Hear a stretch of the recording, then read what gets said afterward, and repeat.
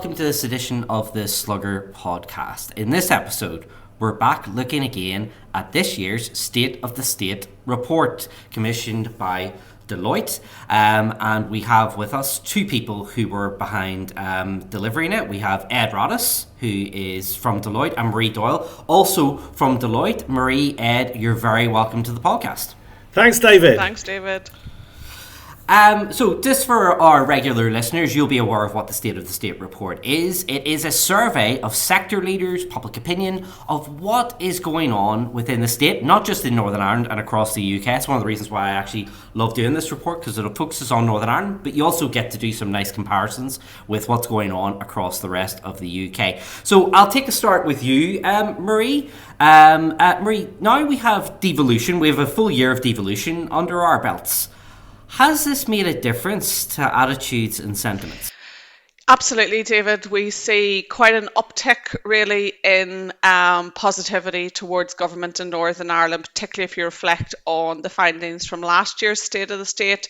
We see trust in government across the piece rising quite significantly across a number of areas where we ask the public about their trust in government.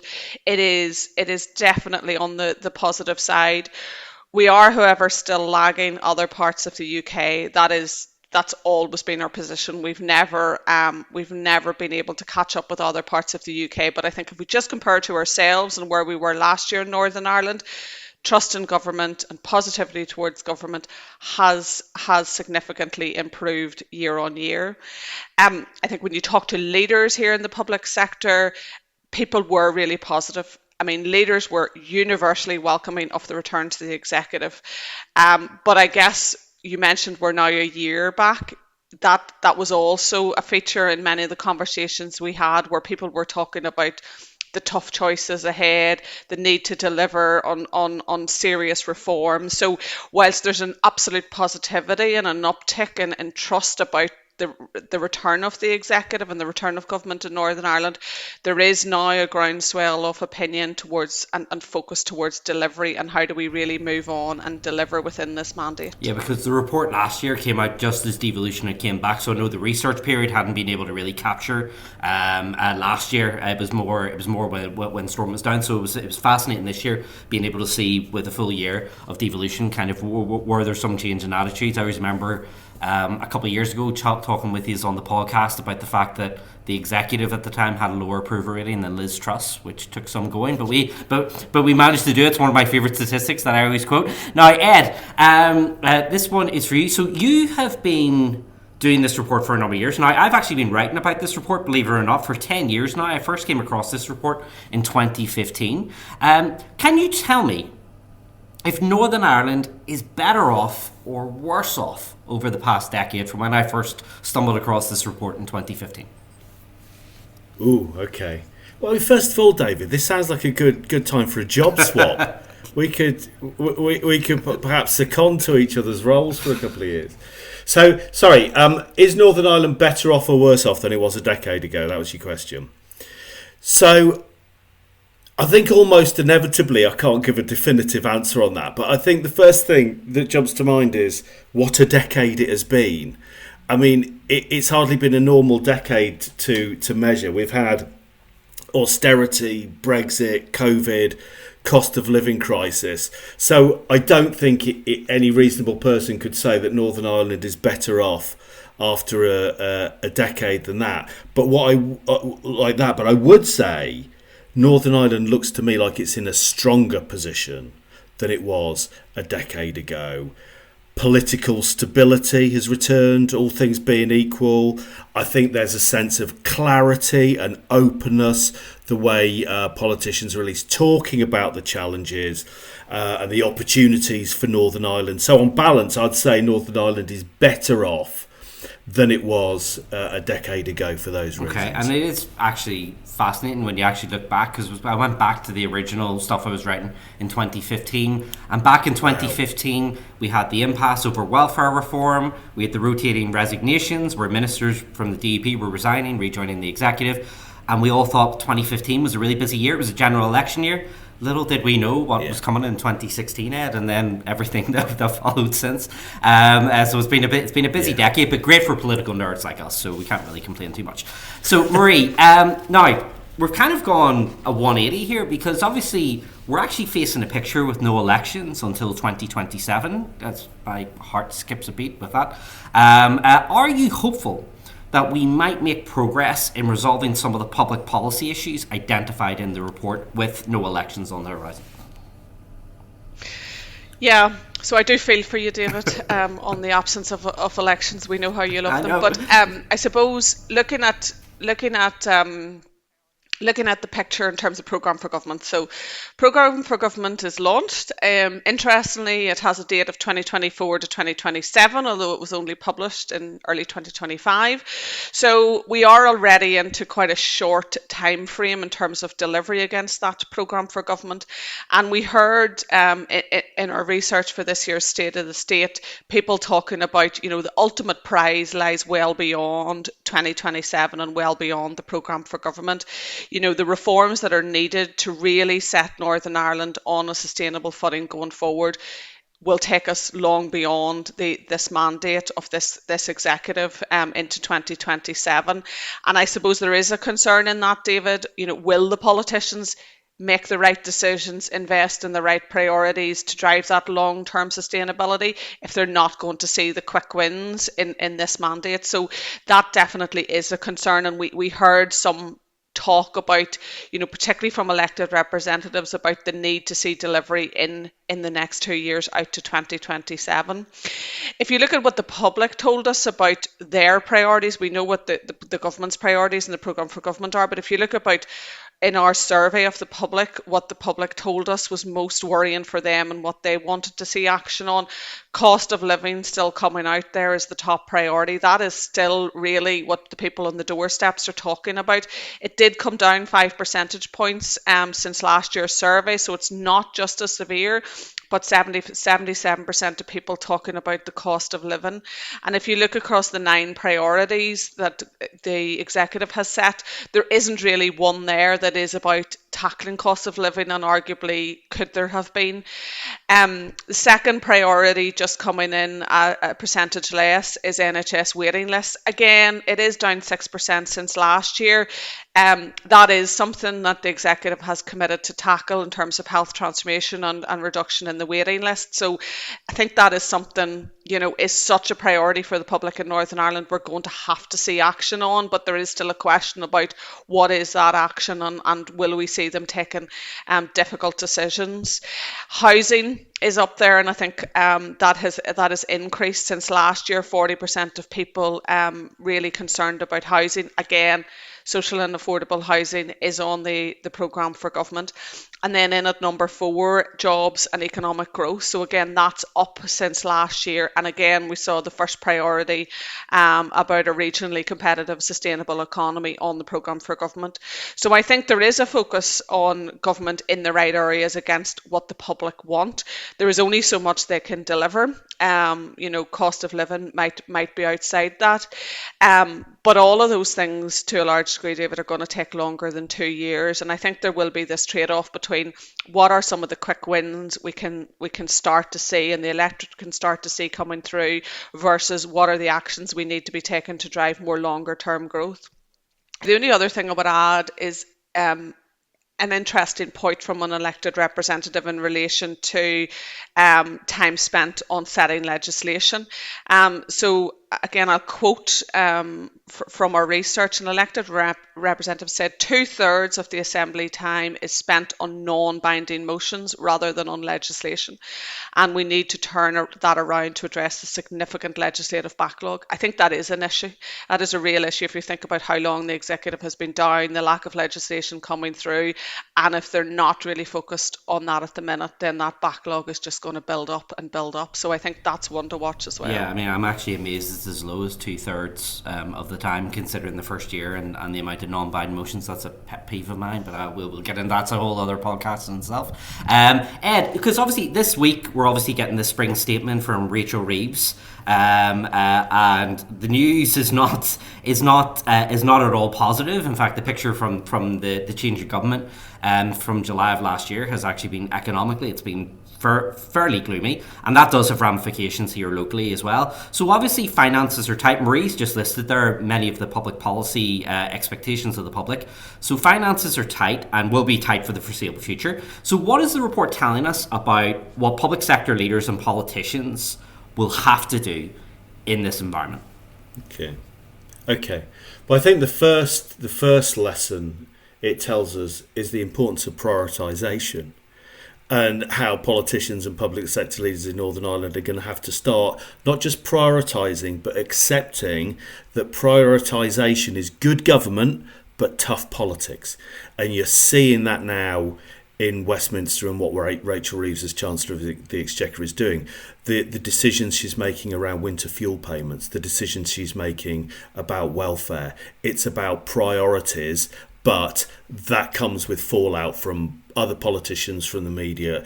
When you prioritise, you create winners and you create losers, and that is the problem. And I think there needs to be an acceptance in Northern Ireland and across the UK that that's the case. I think another thing that the report suggests is that delivery is going to be paramount. I mean, the programme for government, getting it agreed over the line, all that kind of stuff, really impressive, really good, but it's its execution, it's in the delivery of it that matters, as Marie said. So I think a focus on delivery is really important. And then finally, I think an understanding that if you're going to change the public sector, it's not a side of desk pursuit. And we talk to lots of public sector leaders who are in survival mode. If you're running an NHS trust, you're in survival mode. You're dealing with day-to-day problems. You don't really have the bandwidth to think about transformation, reform, innovation, all of the stuff that will make a difference and mitigate having tighter public finances. So I think it's an understanding, particularly from politicians in Northern Ireland, transformation isn't a side of desk pursuit. You've got to give public sector leaders the permission to do it, the bandwidth to do it, as well as the investment. Yeah, if I could just follow up with you 1 second there, because obviously Northern Ireland, I always kind of love this about us as well. We are the part of the UK, keep me right on this, that actually wants to see taxes as low as possible, but then doesn't want the correction on spending on the other side of that. So obviously that contradiction is a bit starker here than it is across the rest of the UK. Obviously something's going to have to give on that, because obviously you're saying there about tough politics, and that will be a tough message for our executive to deliver to the public. Yeah, it is tough, but I think it has to be a mature conversation about the trade-offs. And I think the era of the last kind of 3-4 decades of just telling the public what they want to hear needs to end. And I think, in fairness, the Chancellor of the Exchequer, right or wrong, is doing that. There's been a lot of expectation management from the UK government since July. Some would argue a bit too much, in fact. But I think politicians in Northern Ireland, there's a lesson to learn there in keeping it real and in talking about the trade-offs. Okay. Marie, just something that jumped out at me from the report, and again, this wouldn't be something that maybe people would think would be a major issue, but it actually does have kind of some long-term consequences, is the report found that there are issues with recruiting new kind of public sector leaders. So these are people who would maybe rise up through the civil service. What is being identified as the main issue around this? You know, why are we struggling to kind of get that talent into the system? Yeah, so this was absolutely the kind of key overarching new theme in this year's State of the State research. In I would say, pretty much all of the conversations we had, David, this issue about leadership and leadership development and succession and who's going to come next and what is the future leadership of public services going to look like in Northern Ireland came up. It is a real concern.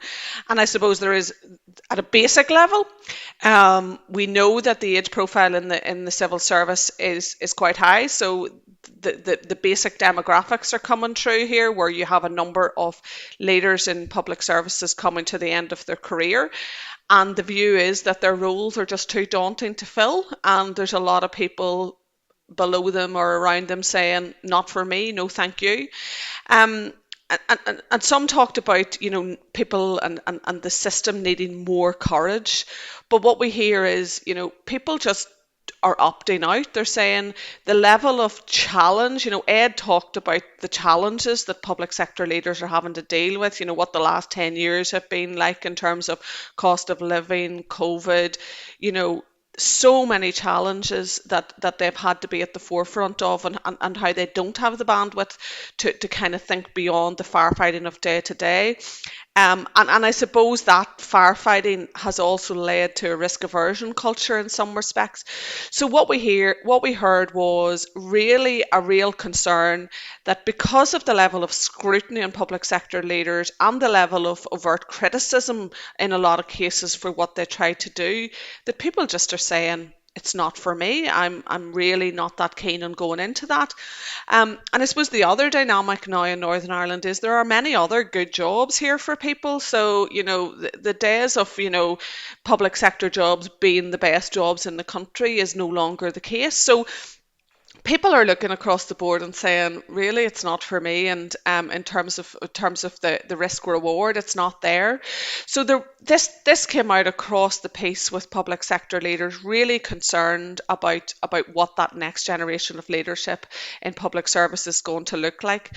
But I think, in response to that, what everyone's saying is, politicians and the officials kind of need to work together to change the narrative on public service leadership and be able to attract that next generation of courageous leaders who are empowered, who are, to Ed's term, given the license to deliver on the change and feel that they will be able to do that. There is really an urgency now between the government and the officials to create that space to attract that new leadership into Northern Ireland. Yeah, and Ed, I think this kind of links into another issue that was raised in the report. So we're talking a lot about, for example, AI, artificial intelligence, and technology being key to public service transformation. In fact, Richard Reeves was just on the TV over the weekend there talking about AI being part of the future as being a key to transformation. What's the picture on this in Northern Ireland? Where are we on that? Okay, a couple of things then on that. What we've found across the UK and certainly in Northern Ireland is the public have a real sense of anticipation for artificial intelligence. So we have this kind of optimism tracker every year where we look at whether or not people think different issues are going to get better, get worse, or stay the same. And the standout one in Northern Ireland is people think the outlook for artificial intelligence is really positive. So I think it's worth recognising this sort of clamour amongst the public that artificial intelligence is going to change our lives for the better.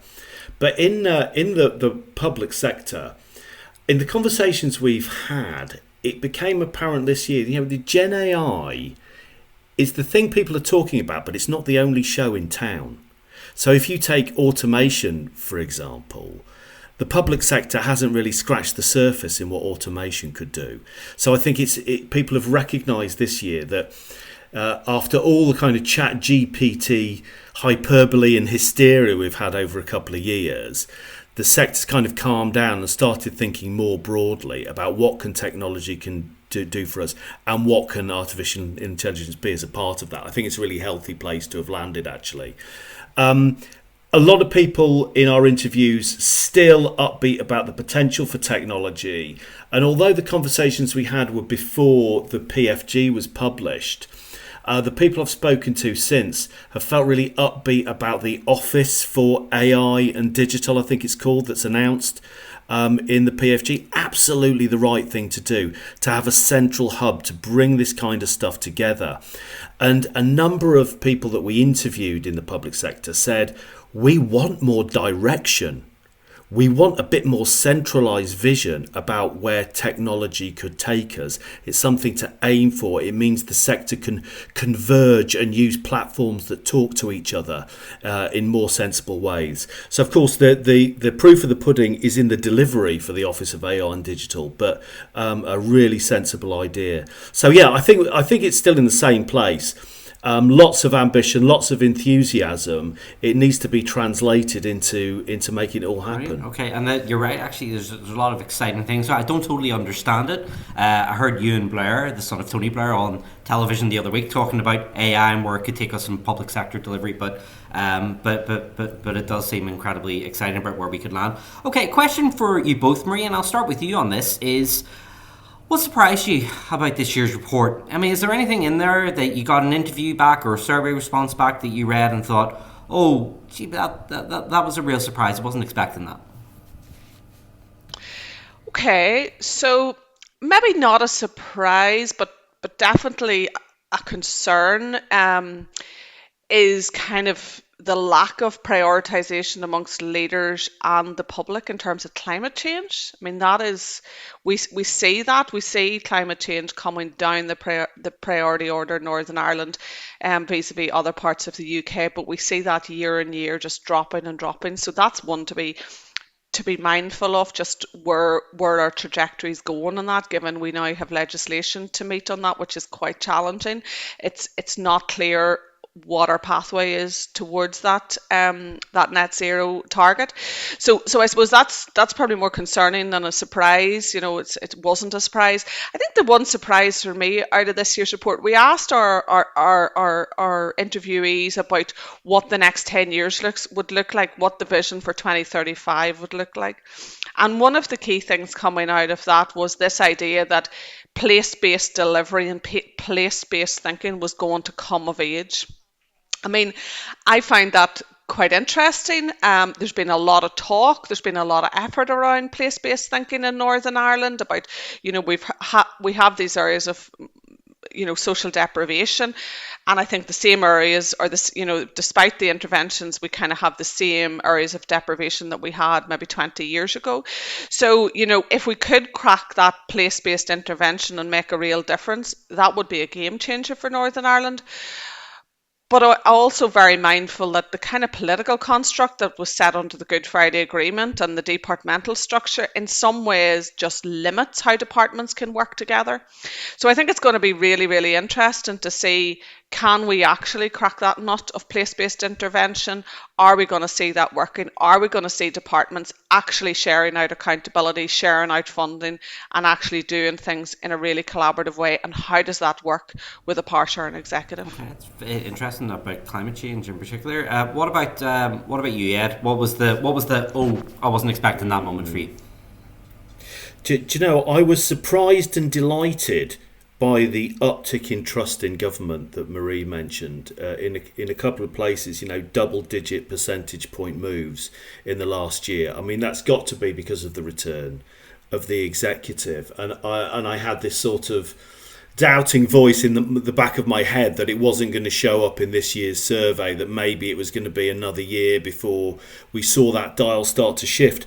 But shift it has. So I was surprised and really pleased to see that.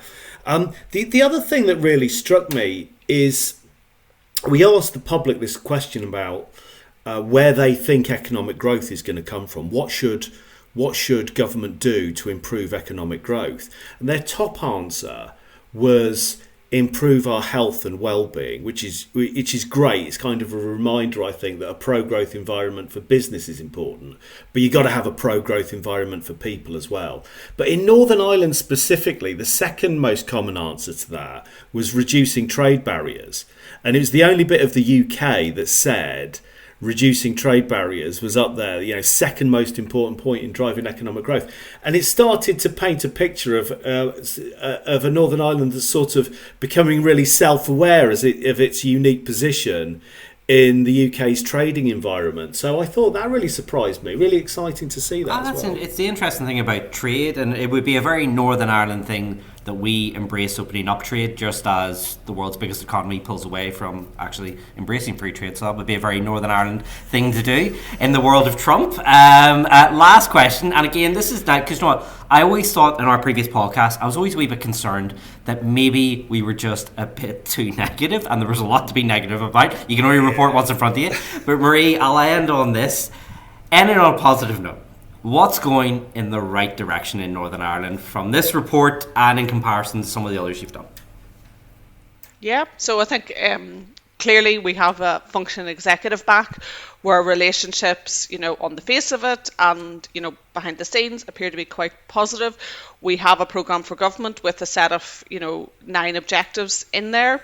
Ed's talked about the Office of AI and Digital being established. There's a new central delivery unit being established to drive transformation. So I think the structures of government are there, which is really, really positive. The other thing I just would mention is the funding position for Northern Ireland. We have a new funding settlement, a new fiscal floor that we're moving towards.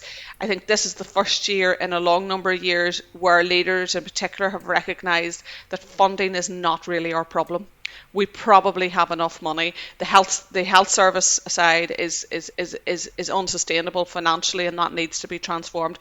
But in terms of the allocation of money, I think there is a better settlement now for Northern Ireland, and it is about working around how we maintain that and how we sustain the delivery against that funding settlement. Fascinating. Ed, what about you? So, yeah, I agree with everything Marie said. Return of devolved government, uptick in public trust, programme for government rolling out. That is a very good setup for the year ahead. Okay. That's good. Well, look, I'm glad we've ended on a positive note, and I'm glad that there are some interesting upticks around trust in government and issues like that, because it was always a little bit depressing reading those statistics. But well done again on the report, and thank you very much for taking the time to come and speak to us both, Ed and Marie. Thank you very much. Thanks. Thanks, David. Okay, you have been listening to Ed Roddis, who is a Director in Government and Public Services Research at Deloitte, and Marie Doyle, who is a Partner in Deloitte Northern Ireland. That's all we have time for this episode of the Slugger O'Toole podcast. You can keep up to date with everything else on the website at sluggerotoole.com. And remember to give us a follow on YouTube, and you can listen to this podcast and other episodes wherever you listen to your podcast. Thank you for listening.